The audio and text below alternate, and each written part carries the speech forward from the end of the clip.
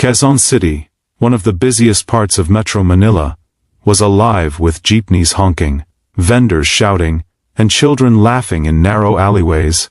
But for Liza, a 14-year-old girl, the sounds of the city were not just background noise. They were the rhythm of her survival. She lived in a small shanty built from plywood scraps and rusted tin sheets. When it rained, water leaked through holes in the roof, forcing her to place empty cans to catch the drips. When the sun scorched, the house turned into an oven. Her family's struggles were heavy for someone so young. Liza's father had abandoned them years ago, leaving behind nothing but broken promises. Her mother, once hard-working, now battled a lung illness that left her weak and bedridden most days. Medicines were costly, and hospital visits were almost impossible for them. Her two younger siblings often went hungry, waiting for whatever food Liza could bring home. Unlike other girls her age who carried school books, Liza carried a tin can in her voice. Every day, she sang on the busy sidewalks of Quezon City, outside sari-sari stores, beside jeepney stops, and near crowded markets. Her voice was her only tool, and she used it to turn strangers into supporters.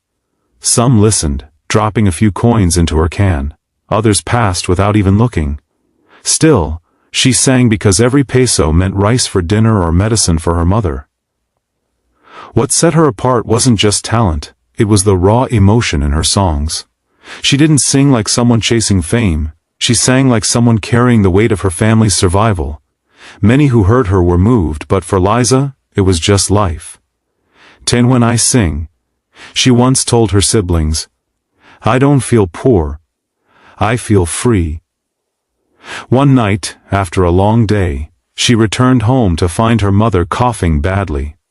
Holding her mother's hand, she whispered, "Someday, Mama, I will sing on a real stage.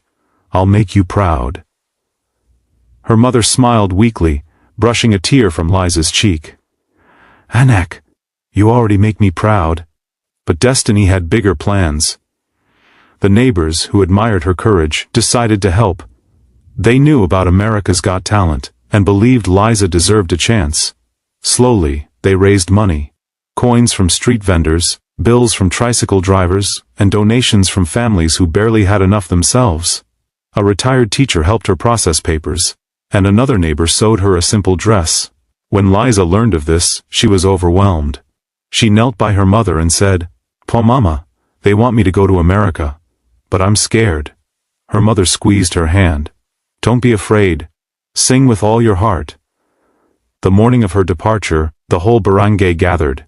Jeepneys honked, children waved banners, and neighbors cried as they sent her off. Her mother, too weak to join, sat outside their home whispering, "Kaya mo yan, anak. You are our star." And with those words, Liza stepped into a journey that would change her life forever. The flight to America felt like a dream. For a girl who had never even left Quezon City, walking through the bright corridors of Los Angeles Airport was overwhelming. Everything seemed bigger. Cars, buildings, even the air felt different. Yet the weight in Liza's heart reminded her why she had come. This was not just about her. It was about her mother, her siblings, and the neighbors who had sacrificed their own needs to give her this chance. The day of her America's Got Talent audition arrived faster than she expected. Backstage, performers prepared with flashy costumes, instruments, and even backup dancers. Liza felt small in her plain white dress, hand-sewn by a kind neighbor. She held the microphone tightly, whispering to herself in Tagalog, "Para kay Mama, para sa pamilya." For Mama, for the family. When her turn came, the stage doors opened, and she stepped into a sea of blinding lights. The theater was massive, filled with thousands of eyes watching her every move. Her heart pounded as she walked to the center. The judges' table stretched in front of her. Heidi Klum, Sofia Vergara, Howie Mandel, and the one who intimidated her most, Simon Cowell. Simon leaned forward. "Hello, what's your name?" Liza swallowed hard. My name is Liza. I'm from Quezon City, Philippines." The audience cheered at the mention of her city. Sophia smiled brightly. "That's beautiful. And what will you be doing for us today?" "And I will sing," Liza replied softly. Simon raised his eyebrow. And why did you come all this way to sing here? Her voice trembled as she answered. Because my mother is sick. I want to help her and give her a better life, the audience murmured, touched by her honesty. Simon nodded slowly. All right, Liza, show us what you've got. The music began, a simple piano intro. For a moment fear gripped her. The lights were too bright, the crowd too silent. But then she remembered her mother's words, "On you are our star." She closed her eyes, took a deep breath, and released the first note. Her voice filled the auditorium, soft at first, then strong, pure and heartbreaking. It wasn't perfect, it was better. It was real. Each note carried the struggles of street singing, the nights of hunger, the hope for a better tomorrow. The audience gasped, some covering their mouths. Heidi leaned forward whispering, "She's amazing." Sophia's eyes shone with emotion. Howie shook his head in disbelief. And Simon, the man known for his harsh critiques, sat back in silence, his eyes fixed on the girl who had transformed the stage with nothing but her voice. As Liza hit the final high note, her voice cracked slightly, but instead of weakness, it sounded raw and human. The crowd erupted into cheers, rising to their feet. Liza lowered the mic, tears in her eyes. For the first time she wasn't singing on the streets for coins. She was singing for the world, and the world was listening. The theater erupted into thunderous applause as Liza finished her song. The standing ovation stretched from the front row to the very back of the hall. She stood frozen in the middle of the stage, her chest heaving, tears filling her eyes. Never in her life had so many people cheered for her. On the judges' panel, Heidi Klum clapped with shining eyes. "Sweetheart, that was absolutely beautiful. You made us feel every word." Sofia Vergara leaned across the table, shaking her head in awe. "Oh, Liza, you didn't just sing, you opened your heart. That was unforgettable." Howie Mandel added, "Sometimes we hear great voices, but tonight we witnessed something greater, truth. You are the real thing, and I believe millions will connect with you." The audience roared in agreement. Yet all eyes turned to Simon Cowell. He had sat silently through the standing ovation, his chin resting on his hands, his expression unreadable. The air grew heavy as everyone waited for his verdict. Finally, Simon leaned forward and pressed his microphone button. His voice was calm but firm. "Liza," he began, "and you walked out here, you looked nervous, like this stage was too big for you. But the moment you started singing, the opposite happened. You made this stage your own. You silenced the doubts in this room, including mine." Liza's lips trembled as she whispered, "Thank you, sir." Simon's gaze softened. "Oh, said you came here for your mother. I think she will be so proud when she sees this. Because what you did just now wasn't just good. It was extraordinary." He paused, letting his words sink in. The audience grew quiet, sensing something was about to happen. Simon leaned back, a small smile forming, and then slowly reached forward.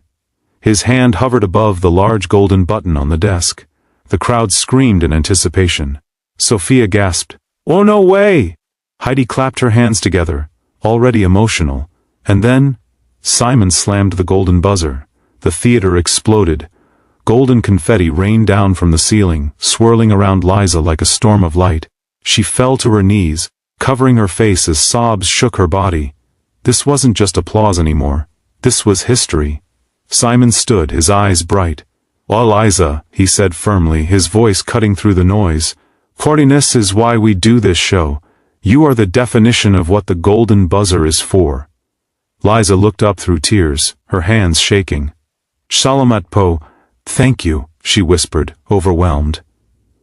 As the confetti fell and the audience screamed her name, she realized, the poor street singer from Quezon City had just stepped into a new life. Backstage, the golden confetti still clung to Liza's hair and dress. Her hands shook as she tried to wipe away the tears streaming down her cheeks. Crew members, other contestants, even security guards offered smiles and hugs. Everyone knew they had just witnessed something unforgettable. Liza sat down on a small bench, her heart still racing. She pulled a faded photograph of her mother and siblings from her pocket, pressed it to her chest and whispered, "Ko mama, we did it." Across the ocean in Quezon City, her barangay was alive with celebration. Families crowded around a neighbor's old television, the room packed so tightly that children sat on the floor and others watched through the windows. When the golden confetti showered on screen, the small community erupted with joy, cheering, clapping, even crying. Jeepney drivers honked their horns in celebration, and street vendors shouted, "Sussy Liza, golden buzzer!" Her mother, sitting weakly on a wooden chair, could hardly believe her eyes. Tears rolled down her face as she whispered, "Anak, my star." For the first time in years, hope filled their tiny home. Within hours, videos of Liza's performance spread online. Headlines read, "Treat singer from Quezon City wins golden buzzer on AGT and Simon Cowell, stunned by Filipino teen." Social media flooded with support. Messages poured in from Filipinos across the world. "When you made us proud, Liza," and Quezon City to Hollywood. Amazing. Even strangers from other countries shared how her story inspired them. In Los Angeles, interviewers asked Liza how she felt. Her answer was simple yet powerful. "I never imagined I would stand on that stage." In Quezon City, "I sang on the streets for coins. Now I sing for my family, for my community, for my country. This golden buzzer, it's not just mine, it belongs to all of us." Backstage, Simon gave a rare smile when asked about her. "She reminded me of why this show exists. Sometimes the most extraordinary talent comes from the most unexpected places. Liza is proof of that."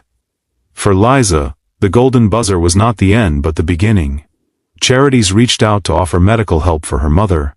Fellow musicians expressed interest in mentoring her. Most importantly, she now carried a platform to tell her story and inspire others who felt small or forgotten.